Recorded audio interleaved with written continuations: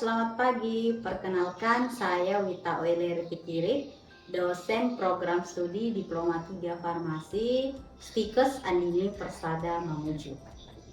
Saya mengajar mata kuliah dengan konsentrasi manajemen dan farmasi komunitas. Pada hari ini, saya akan menjelaskan teknik pengajaran saya dengan metode DEA, Delivery, Interaction, dan Assessment pada salah satu mata kuliah yang saya ampu, yaitu Manajemen Farmasi dan Komunitas dengan bobot SKS 3 SKS. Sebelum saya menjelaskan lebih lanjut mengenai teknik pengajaran saya, terlebih dahulu saya akan menjelaskan deskripsi singkat, luaran yang diharapkan, dan mode pembelajaran yang saya pakai pada kuliah mata Manajemen Farmasi dan Akuntansi. Manajemen Farmasi dan Akuntansi merupakan mata kuliah yang mempelajari tentang konsep manajemen secara umum dan manajemen farmasi, serta pengelolaan persediaan farmasi yang disesuaikan dengan peraturan perundang-undangan yang berlaku, serta membahas tentang teori dan terapan perencanaan sediaan farmasi, alat-alat kesehatan, sehingga kebutuhan dalam pelayanan kefarmasian dapat terpenuhi. Dengan mengikuti mata kuliah ini, mahasiswa diharapkan mampu memahami hal-hal berikut. Yang pertama, memahami konsep manajemen secara umum dan manajemen kefarmasian. Yang kedua, memahami unsur dan prinsip dari manajemen farmasi. Yang ketiga, memahami perbedaan manajemen pengelolaan farmasi di rumah sakit dan instalasi farmasi. Yang keempat, mampu mengklasifikasikan pengelolaan sediaan farmasi, alat kesehatan, vaksin, dan serum. Yang kelima, mampu menjabarkan fungsi-fungsi manajemen perbekalan di PBF. Yang ketujuh, mampu membedakan apotek dan toko obat. Yang kedelapan, mampu mengetahui cara pemberian harga obat yang benar. Untuk bisa mencapai kemampuan tersebut, mahasiswa akan diberi topik selama 14 kali pertemuan tatap muka langsung di kelas. Berikut topik-topik yang akan saya bahas. Yang pertama yaitu konsep manajemen secara umum dan manajemen kefarmasian. Yang kedua, pengelolaan sediaan farmasi, alat kesehatan, vaksin, dan serum dalam konsep planning, organization, actuating, dan controlling. Yang ketiga, dokumentasi, membuat dan menyampaikan laporan.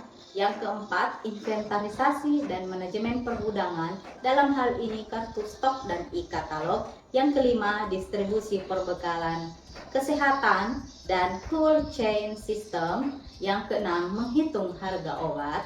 Yang ketujuh, pemesanan dan pencatatan di apotek dan toko obat. Yang kedelapan, gudang farmasi, puskesmas, dan rumah sakit. Dan yang terakhir yaitu pedagang besar farmasi atau PBF. Nah, setelah kita tahu gambaran singkat mata kuliah manajemen farmasi dan akuntansi yang saya ampu, selanjutnya saya akan menjelaskan teknik pengajaran saya dengan menggunakan metode DEA. Yang pertama yaitu delivery. Bagaimana saya menyampaikan perkuliahan saya pada mahasiswa? Saya menggunakan dua strategi dalam perkuliahan saya. Yang pertama, penyampaian dengan menggunakan buku. Buku-buku yang saya gunakan merupakan hasil karangan dari Satibi DKK yang berjudul Manajemen Apotek, buku dari Sen et al yang berjudul Manajemen Farmasi edisi kedua. Yang ketiga, karangan dari Asri Widodo Mukti DKK dengan judul Manajemen Farmasi Komunitas. Yang keempat, Anif M dengan judul Manajemen Farmasi. Dan yang kelima, buku dari Yoga Dwi Saputra dengan judul Manajemen Farmasi. Dan yang keenam yaitu saya menggunakan buku dari karangan saya dan teman-teman dengan judul Manajemen Kesehatan di Era Transformasi Digital. Yang kedua yaitu pembahasan case study. Di kelas dimulai dari pertemuan keempat sampai pertemuan ke-14, saya meminta mahasiswa untuk menyelesaikan sebuah case study dan membuat rangkuman setiap materi yang ada di dalam topik di buku secara berkelompok. Namun presentasinya akan saya acak secara individu. Dengan cara ini saya yakin mahasiswa akan lebih mempersiapkan diri karena setiap orang punya kesempatan untuk maju dalam setiap minggunya. Yang kedua yaitu interaction. Bagaimana saya berinteraksi dengan mahasiswa dalam perkuliahan saya. Yaitu ada beberapa saluran komunikasi yang saya gunakan di dalam kelas. Yang pertama, saya selalu mengingatkan mahasiswa untuk berpartisipasi aktif dalam bertanya dan mengemukakan isu-isu terkini agar proses belajar mengajar berjalan komunikatif aktif dan berjalan dua arah. Yang kedua, saya menggunakan WhatsApp Group sebagai sarana berdiskusi di luar kelas selama 24 jam. Saya juga tidak jarang untuk melempar topik-topik terkini agar diskusi berjalan di dalam WhatsApp Group tersebut. Yang selanjutnya saya menggunakan Google Classroom untuk berdiskusi dengan mahasiswa, memberikan feedback, dan memberikan proyek-proyek yang akan mereka kerjakan. Yang terakhir yaitu assessment. Assessment yaitu bagaimana saya menilai mahasiswa, di mana pada pertemuan pertama perkuliahan saya selalu menjelaskan kontrak kuliah yang kita sepakati antara pengajar dan mahasiswa. Di dalam perkuliahan saya tersebut memuat cara saya menilai dan bobot penilaian saya terhadap mahasiswa. Mahasiswa dipastikan tahu lebih awal dan diharapkan bisa membuat strategi agar perkuliahan mereka dapat berjalan dengan lancar dan mendapat nilai yang memuaskan. Berikut contoh skema penilaian saya kepada mahasiswa. Selanjutnya saya akan memberikan cuplikan pengajaran saya pada mata kuliah manajemen farmasi dan akuntansi yang saya lakukan langsung secara tatap muka langsung di kelas. Selamat menyaksikan. Assalamualaikum warahmatullahi wabarakatuh. Waalaikumsalam warahmatullahi wabarakatuh. Selamat siang. Siang, Bu. Selamat berjumpa kembali pada pertemuan kedua pada mata kuliah manajemen farmasi dan akuntansi. Baiklah, sebelum kita mulai perkuliahan kita, seperti biasanya mungkin ada satu dua orang yang bisa memimpin kita dalam. Baik, sebelum kita mulai pelajaran pada hari ini, mari kita berdoa menurut agama dan keyakinan kita masing-masing. Doa dimulai.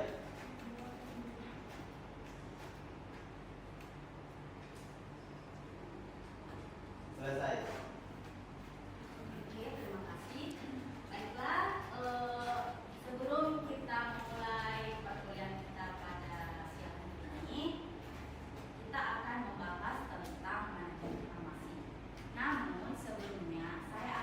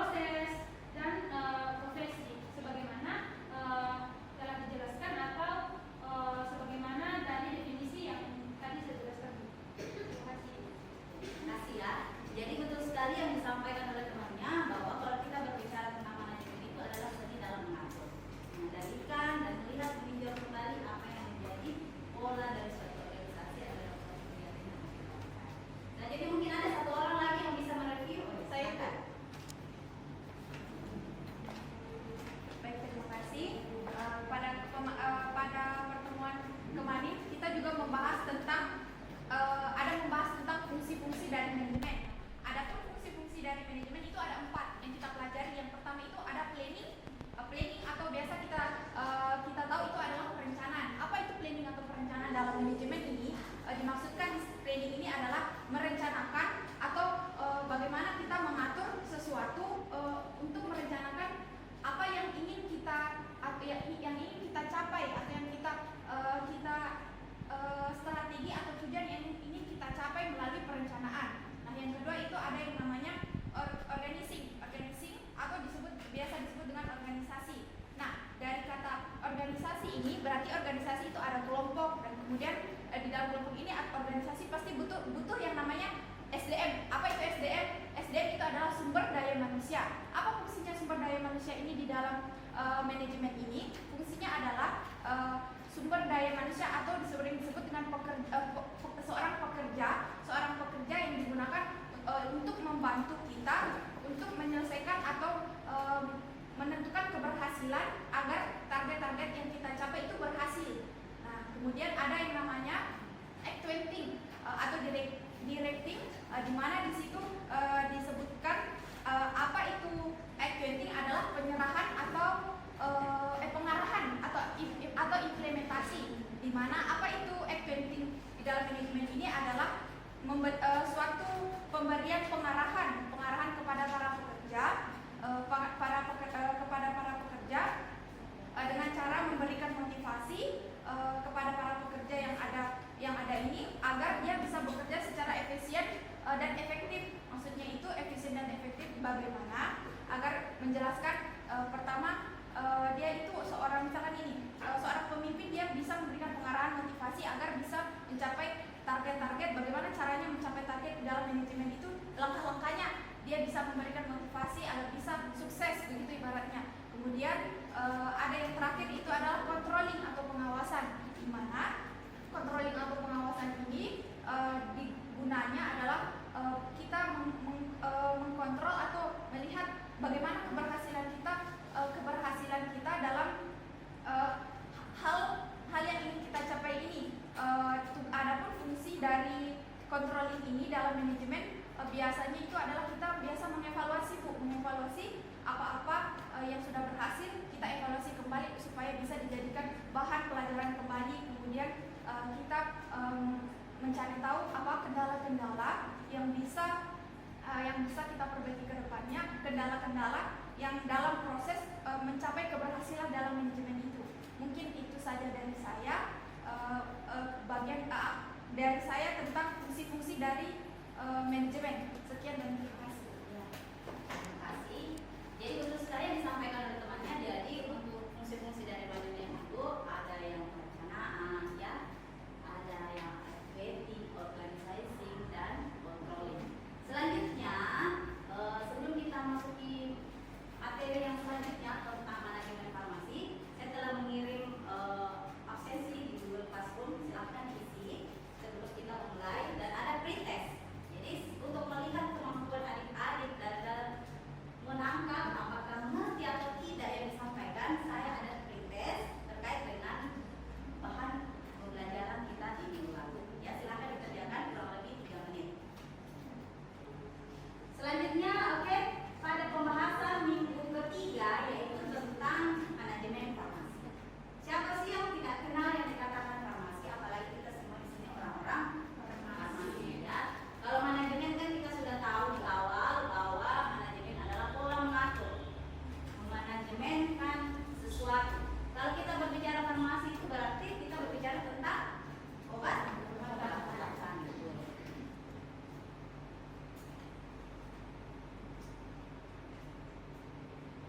Jadi saya mengulang kembali membahas bahwa CPMK dari mata kuliah ini yaitu pertama, mahasiswa mampu melakukan proses pembelajaran mata kuliah manajemen farmasi dengan memanfaatkan kemajuan teks untuk mendukung terselenggaranya pembelajaran terkait farmasi. Jadi kan sudah kita ketahui bersama, yang kita gunakan di sini bukan hanya tatap muka di kelas, tetapi ada juga di dalam grup WA, di dalam Google Classroom. Itu semua tujuannya untuk melihat kemampuan dari mahasiswa bagaimana menggunakan teks yang ada. Yang kedua yaitu mahasiswa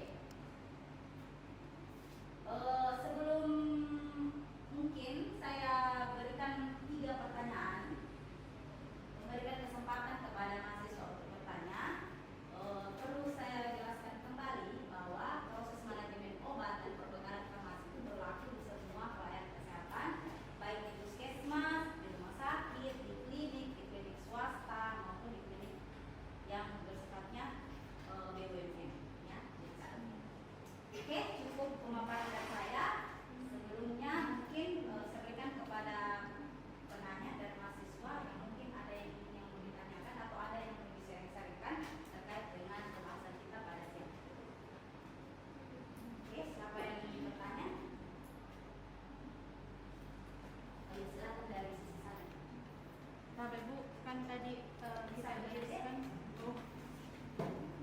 tadi Bu kita tadi menjelaskan tentang manajemen obat.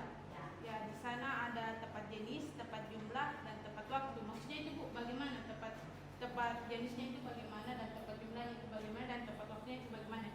Oke, itu pertanyaan pertama ya. Bagaimana itu tepat jenis, tepat jumlah, dan tepat waktu. Oke, pertanyaan kedua mungkin ada satu orang lagi. Oke, silakan deh. Bu, kan pada Ya, silakan. di proses perencanaan itu tuh Bu, siapa saja yang bertugas dalam proses itu di perencanaan Dalam proses ini atau yang ini? di perencanaan. Oh, keren. Oh iya, oke. Oke. Jadi ada dua pertanyaan ya. Yang pertama dari saudara Mai yang menjelaskan tentang tepat jenis, tepat jumlah, dan tepat waktu. Dan pertanyaan dari saudara siapa namanya tadi deh? Yuyun, itu apa? Siapa yang terlibat dalam proses perencanaan atau perencanaan? Ya. Oke. Sebelum saya jawab, mungkin ada yang bisa menjawab pertanyaan dari teman-temannya atau ada yang lebih memahami? Jadi sistemnya di sini kita share ya. Jadi bukan menonton saya yang menjawab, tetapi ada sharing. Mungkin ada satu dua orang dulu yang bisa menjawab pertanyaan. Mungkin dari saudara Muhammad Husnu bisa menjawab pertanyaan dari salah satu gurunya. Silakan. Terkait dengan tepat jenis, tepat jumlah, dan tepat waktu. Atau dalam proses ini lah. Kan kita sudah belajar tentang manajemen. Ya, silakan. Baik, Assalamualaikum warahmatullahi wabarakatuh. Di sini saya mau menjawab pertanyaan dari saudara Yuyun. Siapa yang menanggung jawab dengan rekrutmen? Yaitu adalah namanya tim TPOT. Apa itu tim TPOT? Tim Perencanaan Obat Terpadu. Yang dimana adalah di dalamnya ada ketua, sekretaris, dan penanggung jawab obat. Terus sekali ya yang dikatakan temannya terkait dengan siapa penanggung jawab dari rekrutmen. Jadi ada yang merupakan tim. Tim di dalam itu terdiri dari ketuanya, sekretarisnya, dan siapa bendahara yang mengatur semua proses penerimaan, perencanaan, dan pendistribusian dari obat tersebut. Selanjutnya mungkin pertanyaan kedua dari saudari Mai. Ada yang bisa jawab terkait dengan tepat jenis, tepat jumlah, tepat waktu ya? Ya, mungkin bisa ini. Tadi angkat tangan, silakan. Ini saudara Dinasti ya? Ya, silakan. Tadi angkat tangan ya. Menurut saya mungkin yang dimaksud dari tepat jumlah itu jumlah dari perencanaan sebelumnya didistribusikan itu tepat. Misalnya perencanaan sebelumnya itu jumlah obat yang diminta itu 2.000, maka didistribusikan juga 2.000 ke puskesmas. Dan tepat waktu. Nah, kan ada yang dibilang dalam proses distribusi ini ada waktu tunggu. Nah, mungkin maksud dan tepat waktu itu proses distribusinya itu. Dan yang terakhir tadi ada tepat jenis. Mungkin yang sepemahaman saya tepat jenis ini maksudnya permintaan dari puskesmas ke Dinkes, misalnya meminta jenis obat seperti paracetamol dan lain-lain, maka pihak Dinkes ini akan mendistribusikan obat sesuai permintaan dari puskesmas tadi. Sekian dari saya, kurangnya mohon maaf. Apa dulu ya betul sekali yang dikatakan oleh jawaban-jawaban dari temannya. Kalau kita berbicara dengan tepat jenis, tepat jumlah, dan tepat waktu itu, kalau kita tepat jenis ya sesuai dengan apa yang direncanakan, dan tepat jumlah sesuai dengan apa yang jumlah yang di awal direncanakan, itu yang dikatakan dengan tepat jumlah. Begitupun dengan tepat waktu, kan ada kita katakan waktu tunggu. Jadi waktu tunggu itu adalah selang waktu di mana kita menunggu kedatangan dari barang-barang yang kita sudah pesan. Ya, jadi kalian sudah banyak paham ya. Jadi sebelumnya memang mungkin kalian sudah belajar, jadi kalian lebih paham tentang bagaimana sebenarnya itu manajemen obat, bagaimana manajemen. Ya itulah tadi jawaban dari teman-teman.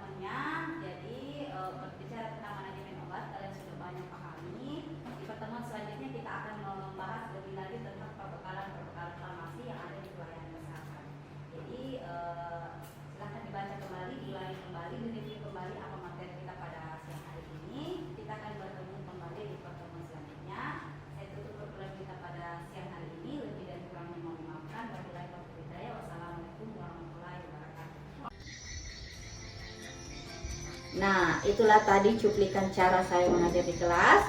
Baik, itu saja yang bisa saya sampaikan dalam video ini. Sampai jumpa.